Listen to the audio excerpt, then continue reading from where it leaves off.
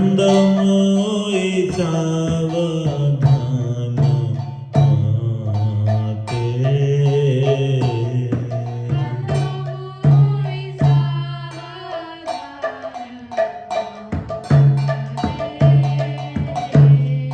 जहर प्रसादे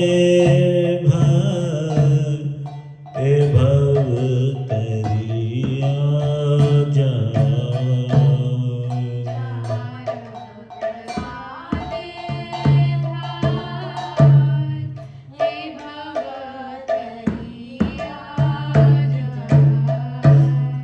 कृष्ण प्राप्ति है जहाँ कहीं पे।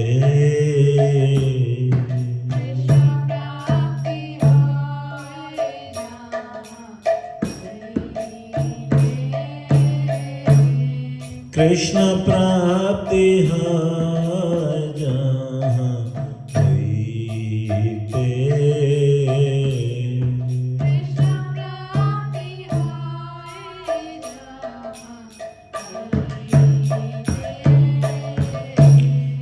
गुरुमुख पद्मा वाक्य चित ते करिया क्या।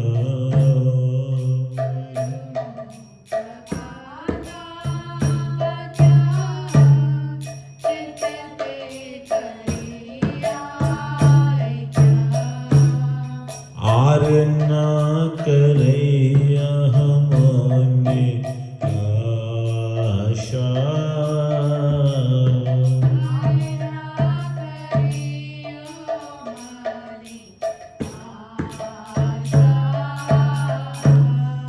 आर न करैया हमने आशा।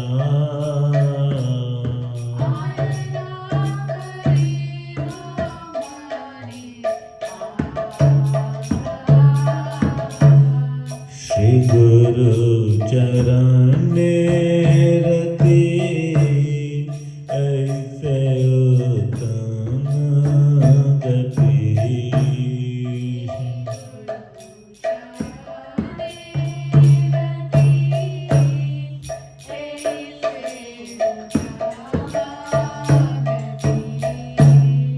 जय प्रसाद पूरे सर्व आशा।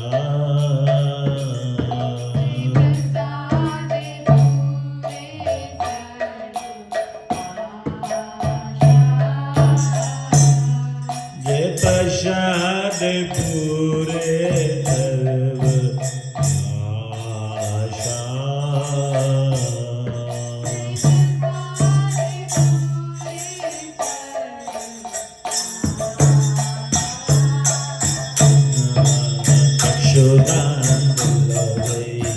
जन्म जन्म प्रभु से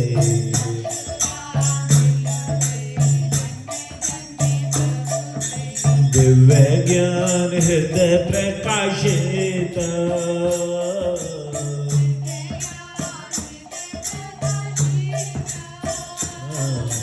प्रेमावती जाते अविद्या विनाश हो जाते।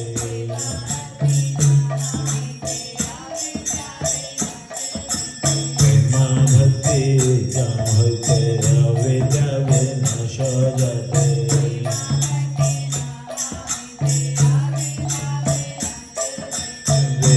गाए जहर चरित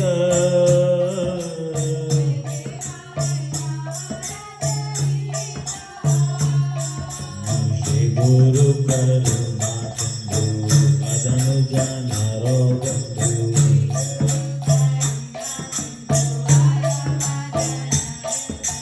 लोके मद लोके रजवाना।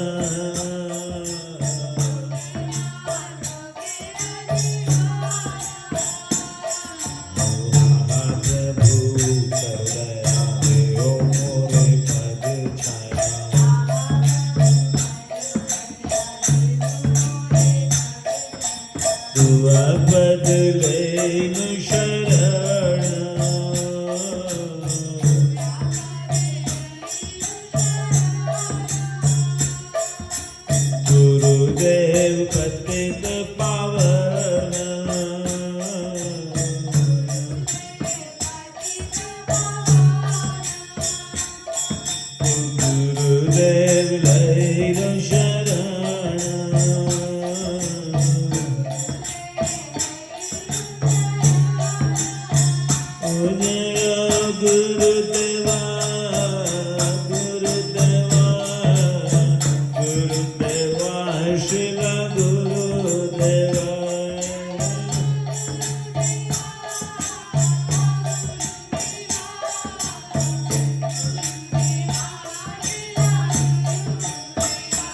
गुरुदेव गुरुदेव गुरुदेव गुरुदेव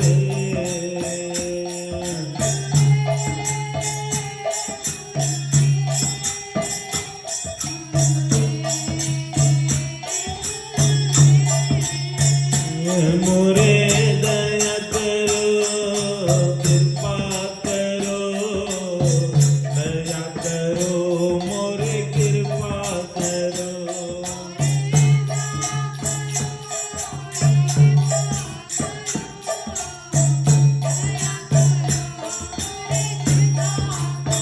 गुरुदेव गुरुदेव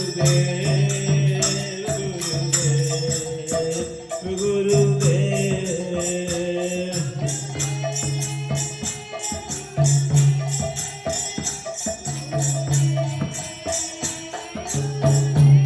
शिला गुरुदेव की जय। हरे कृष्णा कृष्ण कृष्ण हरे हरे हरे राम राम राम हरे हरे। अभी आज हमारा कार्तिक मास का कार्तिक व्रत का चतुर्थ दिवस डे 4। और कल हमने श्रवण किया कि किस प्रकार जो है श्री कृष्ण ने तृणाव्रत का उद्धार किया, उसका वध किया, उसका उद्धार किया।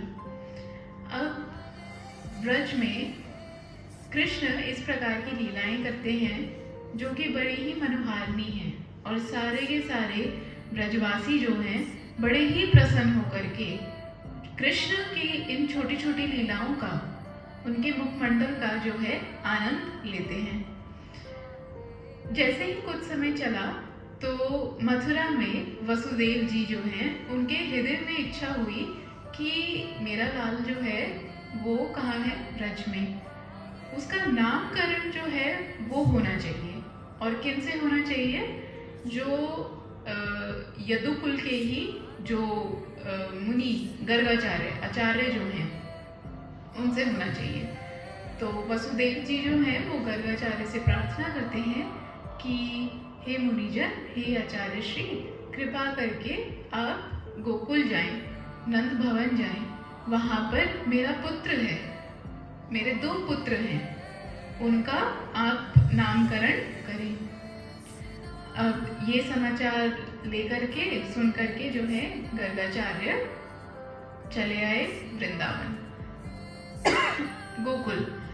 और जैसे ही नंद महल पहुंचे और वहाँ पे श्री नंद बाबा ने देखा कि गर्गाचार्य जो है वो आए हैं, तो नंद बाबा ने खड़े होते ही साथ के साथ, देखने के साथ ही साथ खड़े होकर के उनका स्वागत किया, उनको अंदर तक लेकर के आए, उनको आसन प्रदान किया, उनको जल, खाद्य पदार्थ इत्यादि ये सब प्रदान किए और साथ ही साथ एक श्लोक का उच्चारण किया।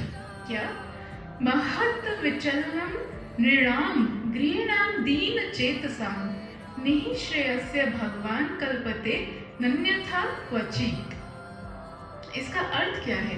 कह रहे हैं कि हे आचार्य श्री, हे गर्ग मुनि, आप जैसे जो संत हैं, जो साधु हैं, वो हम जैसे गृहस्थों के ऊपर कृपा करने के लिए, उनका मंगल करने के लिए ही जो है जगह जगह जाकर के आप यात्रा करते हैं। महत् विचलनाम यानी कि आपका जो चलना होता है, आपका जगह जगह जाकर के जो यात्रा करना होता है महंत लोगों का, वो होता ही इसलिए है ताकि जो गृहस्थ हैं उनके ऊपर कुछ कृपा हो सके। ये कौन कह रहे हैं? ये कह रहे हैं नंद बाबा। कौन है वे? नंद बाबा जो हैं वे पूरे आनंद स्वरूप नंद, और कौन? स्वयं भगवान के श्री पिता, स्वयं भगवान के। इनके पास क्या किसी चीज की कमी, या क्या ये छोटे हैं कोई? नहीं, ऐसा कुछ नहीं है, ऐसा कुछ भी नहीं है। ये जो नंद महाराज स्वयं भगवान के परम पिता, हमेशा फॉरएवर के लिए, ये नहीं सिर्फ इसी लीला में, नहीं, जिनकी इच्छा के लिए ठाकुर जी सब कुछ करते हैं।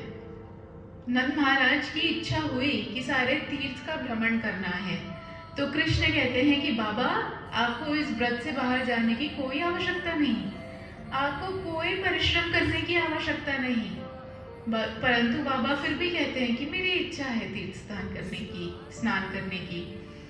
तो कृष्ण कहते हैं कि आपको कोई परिश्रम करने की जरूरत ही नहीं, आपको फिर भी अगर आपकी इच्छा है तो मैं सारे तीर्थों को अभी के अभी यही बुला देता हूँ। और ऐसा किया अभी श्री भगवान ने, श्री कृष्ण ने ऐसा किया अभी।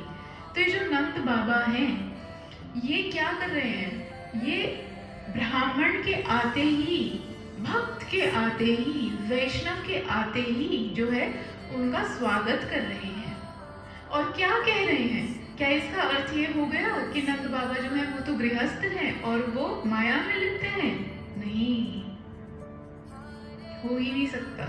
ये तो हमको शिक्षा देने के लिए। नंद बाबा और गर्गाचार्य के बीच में जो भी वार्ता हुई, उनमें से एक एक श्लोक में इतनी शिक्षाएं हैं, इतनी शिक्षाएं हैं। नंद बाबा क्या कह रहे हैं यहाँ, कह रहे हैं कि आप जैसे आचार्य साधुगण, हम जैसे गृहस्थों के ऊपर कृपा करने के लिए ही अपनी जगह से हमारे घर तक आते हैं। हाँ? और भगवान जो है, भगवान भी बिल्कुल ऐसे ही करते हैं। साधु जो होता है वो भी आत्माराम होता है, किसी चीज की कोई कमी नहीं होती साधु को, और वो अपने ही ध्यान में, अपने ही भगवान की सेवा में जो है फुल टाइम लिप्त रहते हैं। भगवान भी ऐसे आत्मराम आत्मकाम, उनको भी कोई एक्सटर्नल रिक्वायरमेंट्स नहीं है, परंतु फिर भी वे इस धराधाम पे आते हैं। क्यों आते हैं? साधुनां परित्राणाय, साधुओं का परित्राण करने, विनाशाय च दुष्कृतम्, और जो दुष्ट लोग हैं उनका विनाश करने। हमारे समक्ष इस वक्त ठाकुर जी विराजमान हैं, हाँ, विग्रह स्वरूप में। क्यों हैं? हमारे ऊपर कृपा करने के लिए, हमारे हाथ से सेवा जो है स्वीकार करने के लिए। तो ये साधु और जो भगवान है, ये आते ही क्यों हैं? हमारे ऊपर कृपा करने के लिए। कभी भी ये मत सोचना कि अरे हमारे घर आज साधु आए, या कोई गुरुजी आए, या कोई वैष्णव आए तो ये कुछ मांगने आए, या कोई डोनेशन लेने आए, या खाने आए। नहीं, भक्त को कभी भी किसी भी चीज की कोई कमी नहीं होती, कभी भी नहीं होती। और आप दे भी क्या सकते हैं? आप दे भी क्या सकते हैं? एक वैष्णव को, एक भक्त को कुछ लक्ष्मी दे सकते हैं, कुछ कपड़ा दान कर सकते हैं, उनको भोजन खवा सकते हैं, परंतु वो जो साधु आपको दान कर सकता है वो और कोई भी नहीं कर सकता। वास्तव में आप कुछ दान नहीं कर रहे, आप करने पे भी नहीं कर रहे, और जो साधु है वो दिखलाई नहीं दे रहा, परंतु वो दान करके जा रहे हैं। क्या दान करके जा रहे हैं? भगवान का नाम, भगवान की भक्ति, उनके साथ हमारा संबंध, इस चीज का ज्ञान जो है वो दान करके जा रहे हैं। और हमारे भागवत में, हमारे शास्त्रों में ये बतलाया गया है कि सबसे उच्चतम दान जो है वो क्या है? भगवान के नाम का दान, भगवान के नाम का। इससे बड़ा दान और कोई नहीं है। श्री चैतन्य चरितामृत में भी ये बयान आया कि भारत भूमि ते हैल मनुष्य जन्म यार, जन्म सार्थक करी कर पर उपकार। अगर भारत भूमि में तुम्हारा जन्म हुआ है तो उसको यूं ही मत गवाओ। क्या करो? जन्म सार्थक करी कर पर उपकार, अपना जन्म सार्थक करो। एक तो मनुष्य जन्म मिल गया, उसके बाद भारत भूमि में जन्म मिल गया, तो क्या, कैसे सार्थक करो इसे? कर पर उपकार। जब तक दूसरे के लिए कुछ किया ही नहीं, तब तक तो सब जीरो, सब जीरो, कुछ किया ही नहीं सकता आपने। जब तक किसी और की कोई सेवा नहीं की, जब तक किसी वैष्णव की सेवा नहीं की, तब तक तो कुछ किया ही नहीं। जब तक भगवान की सेवा नहीं की तब तक तो कुछ किया ही नहीं। जब तक समाज में कोई सेवा नहीं की तब तक तो कुछ किया ही नहीं। कर पर उपकार, और इस चीज को साधु गण जो है एकदम पकड़ करके चलते हैं कि कर पर उपकार। और कैसे करते हैं वो हम पे उपकार? हमको भगवान का नाम दे करके, भगवान का नाम दे करके हम पर उपकार करते हैं।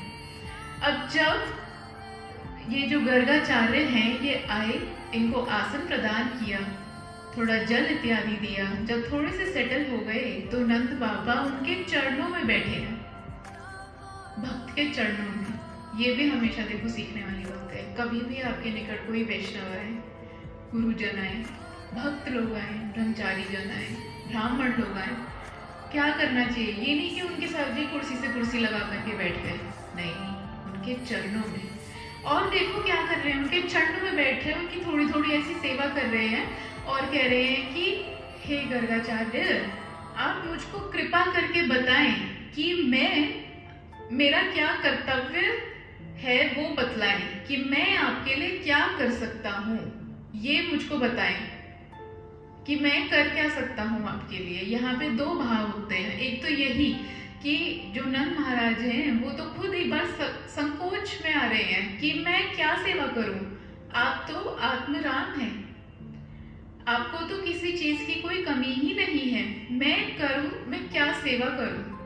और दूसरी शिक्षा क्या, कि जब भी कोई वैष्णव जन आपके निकट आए ना तो उनसे ये बातें मत करने लग जाओ कि अरे महाराज जी इस बच्चे के सर पे हाथ धर दो, अरे महाराज जी बड़ा कष्ट है, हमारे घर में थोड़ा सा सुख शांति का माहौल हो जाए, कुछ ऐसा कर दो, महाराज जी थोड़ा बिजनेस अभी ठीक नहीं चल रहा है तो कुछ उपाय ऐसा बताओ। नहीं, अरे वैष्णव आपके जब निकट आए तो उनसे ये पूछो कि मैं आपकी सेवा कैसे करूं, मुझे मेरा कर्तव्य बतलाएं कि मैं कैसे सेवा करूं, मैं आपकी सेवा कैसे करूं, मैं वैष्णव गणों की सेवा कैसे करूं, मैं भगवान की सेवा कैसे करूं। इस प्रकार का भाव होना चाहिए कि मैं आपके लिए क्या करूं, मैं ऐसा क्या करूं जिससे कि भक्ति में वृद्धि हो।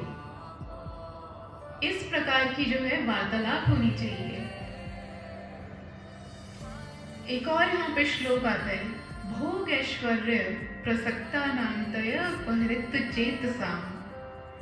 जो गृहस्थ होता है वो इंद्रिय भोग में जो है अक्सर लिप्त रहता है कि अपना काम, अपना घर, अपने बच्चे, ये सब में वो उसका पूरा लाइफ यही है।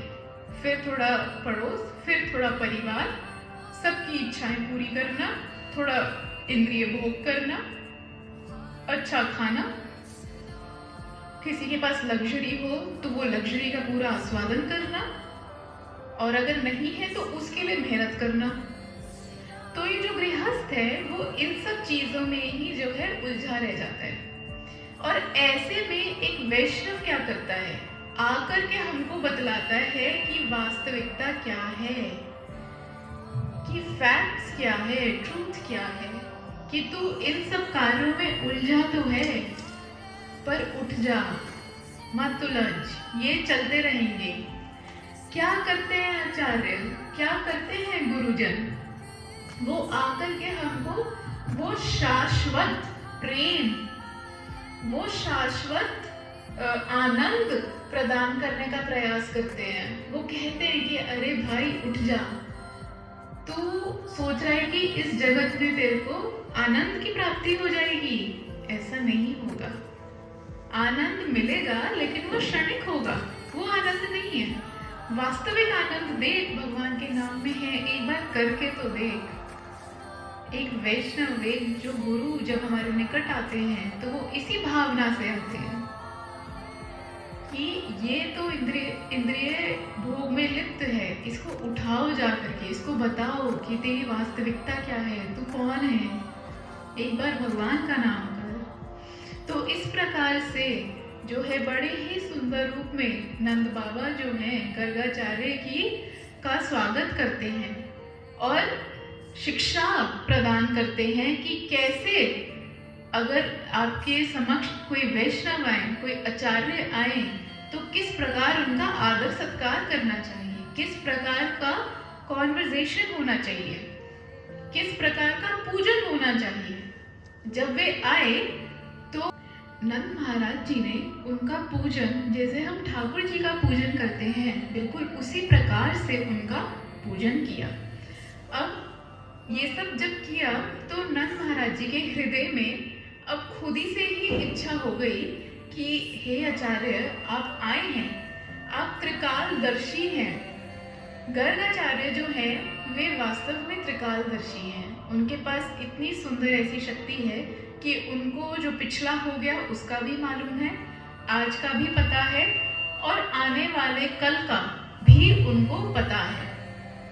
इस प्रकार से वो सारा ज्ञान रखते हैं। इसमें पता है कि उनको ज्योतिष ज्ञान भी है। तो नंद महाराज जी की इच्छा हुई कि हे आचार्य, आप पधारे हैं तो कृपा करके आप हमारे दोनों पुत्रों का नामकरण कीजिए। जब गर्गाचार्य ने ये सुना तो उन्होंने कहा कि ये तो बहुत अच्छी बात है। उनके हृदय में भी तो यही था, वो तो आए ही इसलिए थे, और नंद महाराज जी ने सामने से भी यही कह दिया, तो ये तो बिल्कुल ही सटीक बैठी ऐसी बात हुई। परंतु गर्गाचार्य कहते हैं कि देखो, मैं हूँ यदुवंश का पुरोहित। यदुवंश का पुरोहित हूँ।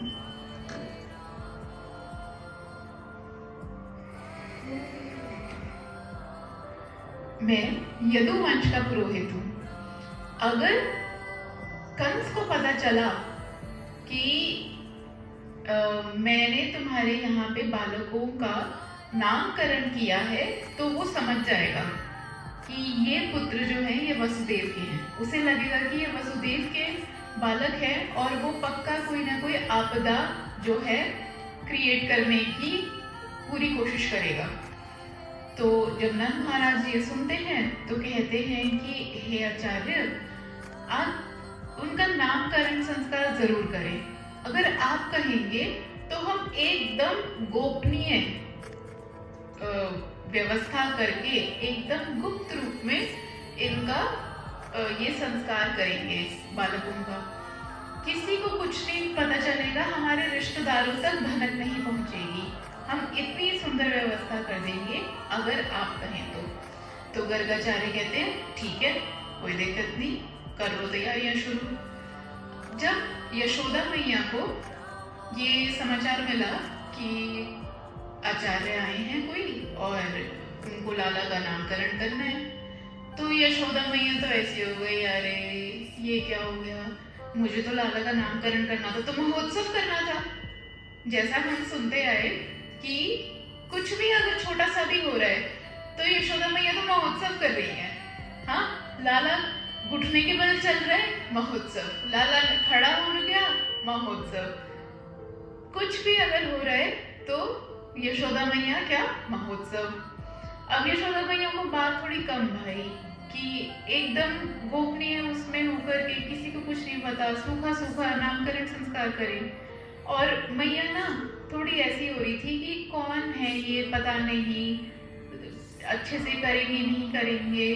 तो वो क्या करती हैं, वो कहती हैं रोहिणी मैया को कि रोहिणी, तुम अपने बालक को, अपने पुत्र को मुझे दे दो और मेरे लाला को तुम गोद में पकड़ लो। उन्होंने आपस में एक्सचेंज कर दिए और गए कमाइए। जो नंद भवन में गौशाला जो थी, जहाँ पे गैया बांध करके रखते हैं, वहाँ पर उन्होंने बैठने की ऐसे व्यवस्था बना दी।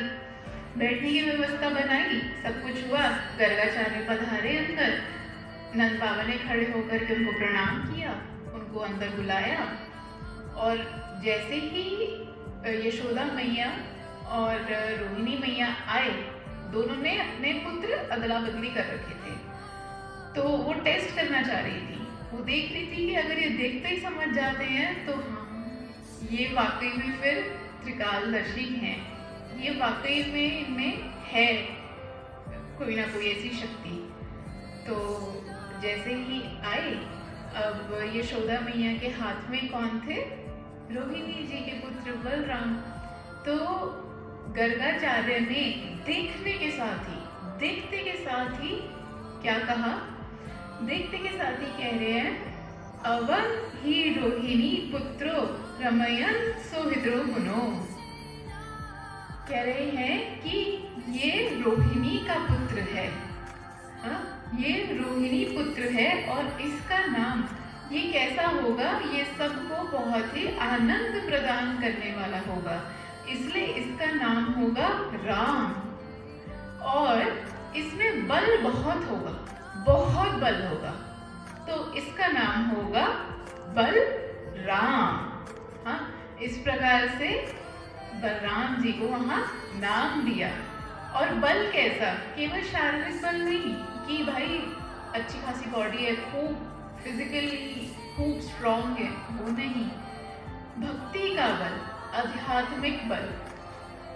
कृष्ण बलराम ऐसे हैं जो अपने आप को इतना विस्तार कर लेते हैं कृष्ण की सेवा के लिए, इतना विस्तार कर लेते हैं, सब कुछ वे कृष्ण के आसन बन जाएं, उनके वस्त्र बन जाएं, उनके जैसे मृदंग है उन्हीं का ही प्रकाश है, वो बन जाएं।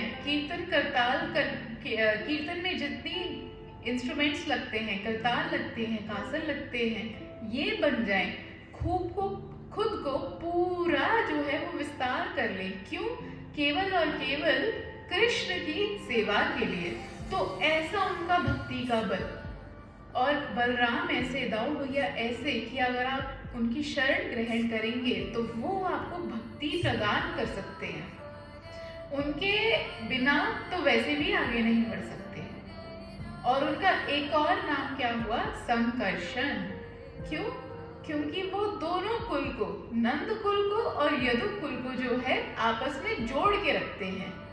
और क्योंकि वे देवकी के गर्भ से रोहिणी के गर्भ में स्थानांतरित हुए, इसलिए उनका एक और नाम क्या हुआ? संकर्षण। अब जब ऐसा सुना यशोदा मैया ने तो एकदम से वो हो जाते हैं ना, थोड़े से गिल्ट में आ जाते हैं कि अरे हमने तो डाउट किया, ये तो मुनि कैसे, ये तो देखते के देखते ही पहचान गए कि ये तो मेरी गोदी में तो बलराम है। हाँ, देखते देखते ही पहचान गए। और यशोदा में ये कहती अरे मैंने ना वो गलती से ना इसका लाला ले लिया और मेरा लाला इसने ले लिया, अरे हम आपस में अदला बदली कर लेते हैं इससे। तो फिर से जो है कृष्ण आ गए मैया की गोदी में। और कृष्ण को देख करके गर्गाचार्य कहते हैं, अस्म वर्णस्त्यो ह्यसा गृहीतो अनुयुगम तनु शुक्लो रक्तस्तथा पीत इदनीम कृष्णतम गतः। कह रहे हैं कि ये जो आपका पुत्र है, ये हर युग में अलग अलग रूप लेकर के आता है, हर युग में अलग अलग रूप लेकर के, और अपनी इच्छा से ये रूप को चूज कर सकता है, अपनी इच्छा से। यही जो आपका पुत्र है सतयुग में सफेद रंग का होकर के आया, और त्रेता में शुक्ल यानी कि तोता, पैरेट ग्रीन, उनकी तरह होकर के आया। आगे कलयुग में यही आपका पुत्र जो है ये गौर वर्ण, पीत यानी कि गौर वर्ण होकर के आएगा।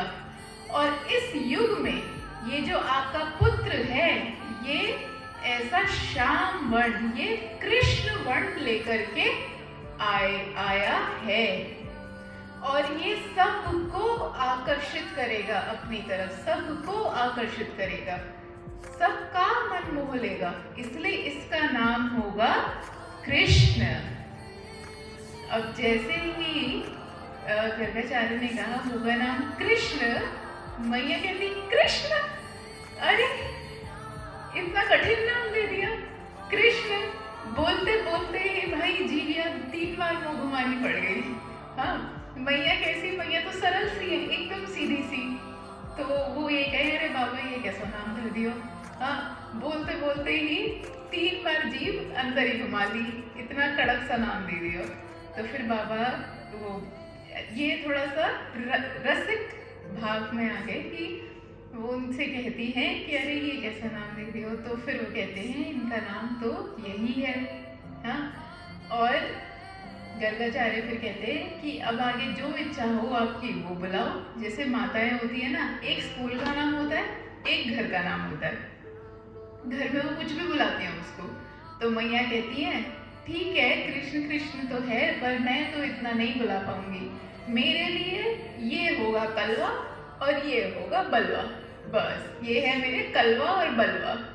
तो इस प्रकार से जो है यशोदा मैया वहाँ पे कहने लगी। फिर कहती हैं कि अच्छा बाबा ये तो बताओ, ये ना सारे के सारे जो ब्रज वाले हैं ये कहते हैं कि मेरा लाला बड़ा कालो है, या का ब्याह ना होगा आगे जाके, तो इसका ब्याह तो हो जाएगा। तो गर्गाचार्य कहते हैं कि मैया कैसी बातें कर रही हो, अभी तो उसका नामकरण किया है, छोटा सा तुम्हारा बालक है, अभी से तुमको इसके ब्याह की पड़ गई है। तो कहती है नहीं नहीं ऐसी बात है, बस वही है ना कि ये बड़ा घना काला है, तो सभी कहते हैं कि आगे शादी ना हो पाएगी। तो बस यही मेरे को था कि आप बता दो अगर हो सकती है तो कहते हैं कि अरे तुम एक को कह रही हो, इसकी 16,108 रानियां होंगी। और मैया ने तो जैसे फिर मम्मी कहती अरे भैया ये तुम क्या कह रहे हो, मजाक कर रहे हो क्या हमारे साथ, ये क्या कह रहे हो बाबा, मजाक कर रहे हो, अरे मजाक ही कर रहे हो ये। अब ये सारी की सारी अगर 16,108 रानी है, कभी मेरे पैर छूने भी आने लगेंगी तो मैं तो इन्हें आशीर्वाद देती देती ही मर जाऊंगी मैं तो पूरी को आशीर्वाद ही ना दे पाऊंगी। तो इस प्रकार से जो है कृष्ण का और बलराम का ये नामकरण संस्कार हुआ गौशाला में, बिल्कुल गोपनीय रूप में कि किसी को कुछ पता ना चले। बोलो श्री कृष्ण चंद्र भगवान की जय, दाऊ भैया की जय। अब जैसे गर्गाचार्य ने बताया कि आने वाले समय में ये कौन होकर के आएंगे, हाँ ये पीत वर्ण लेकर के आएंगे, यानी कि ये पीत वर्ण लेकर के आएंगे, यानी कि गौर रूप लेकर के आएंगे। कौन है ये? आज से 500 वर्ष पहले ही श्रीमन चैतन्य महाप्रभु जी राधा रानी के साथ, यानी कि कृष्ण और राधा रानी का युगल मिलन जो है ये आए, इस धराधाम पे अवतीर्ण हुए। कृष्ण कौन? करुणामयी। हमने सुना ना पूतना लीला में कि कृष्ण कितने करुणामयी हैं, और ये देख करके जितने मुनिजन हैं वो भी कृष्ण के प्रति इतने आकर्षित हो जाते हैं कि भगवान इतने करुणामयी। और राधा रानी कैसी हैं? वो तो करुणा की खान है, वो तो इतनी ज्यादा करुणामयी है। और ये जो दोनों जब मिल गए तो ये कौन होकर के आए? श्रीमन चैतन्य महाप्रभु जी। वो गौर रूप लेकर के, वो सोने जैसी कांति लेकर के आए, और क्या किया? पूरे जगत में भगवान का प्रेम जो है यूं ही उड़ेल दिया। कोई पात्र का कोई विचार नहीं किया। जब महाप्रभु जी जब जंगल से होकर के जाते थे, सिर्फ ऐसा नहीं कि मनुष्य को ही प्रेम मिला, जीव जंतु जानवरों सबको वो प्रेम प्रदान किया। अगर शेर हिरन को देखेगा तो खाएगा नहीं खाएगा? खाएगा ना। परंतु जब महाप्रभु जी वन में से होकर के जा रहे हैं, वो हरे कृष्ण अपना करते हुए जा रहे हैं, तो वहां के जितने जानवर है उन सब पे वो जो प्रेम है वो छिड़काते हुए जा रहे हैं। और उस प्रेम वश के कारण वो जो जानवर है अपना स्वभाव ही भूल गया, और वो भी झूम रहा है, उस कृष्ण कीर्तन में झूम रहा है। जो शेर है वो हिरन को देख करके उसको चाट रहा है और झूम रहा है। ऐसे हैं श्रीमन महाप्रभु, जिन्होंने पूरे इस प्रेम को, जो कि करुणावतीर्ण करो, कि इनसे बड़ा जो अवतार, अब ये तो स्वयं अवतारी नहीं देखे कि इनसे ज्यादा करुणामयी नहीं हुए। और जैसे जो कृष्ण हैं, जब वे द्वापर में आते हैं, ब्रह्मा जी के एक दिन में एक बार वे आते हैं, तो महाप्रभु हर बार नहीं आते कलयुग में। जिस द्वापर में कृष्ण आते हैं, उसके बाद, उसके इमीडिएट बाद जो कलयुग आता है, उस कलयुग में ही श्रीमद् महाप्रभु जी जो है आते हैं। और वो ये कलयुग है जिसमें श्रीमद् महाप्रभु जी आए। ये हम बहुत लकी हैं, हम बहुत लकी हैं जो हम ऐसे युग में आए, उस काल में आए जिसमें भगवान स्वयं अभी कुछ वर्ष पहले होकर के आकर के गए, जिनकी पद धूलि अभी भी है। हम इतने लकी हैं, तो हमको इस पे प्राउड होना चाहिए। और ये महामंत्र जो है, इसको हमेशा अपने जीवन में रख करके आगे चलना चाहिए।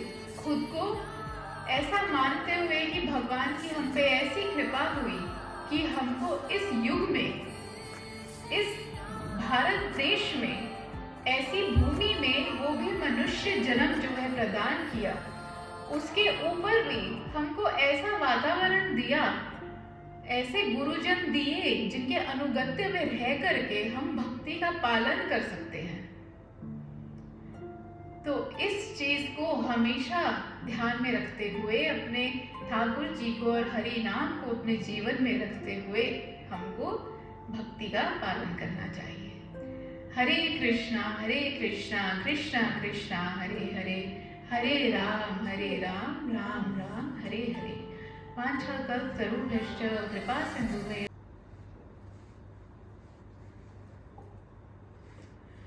हरे कृष्णा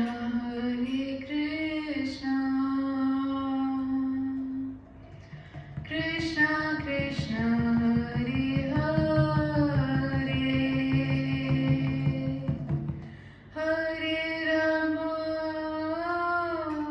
हरे राम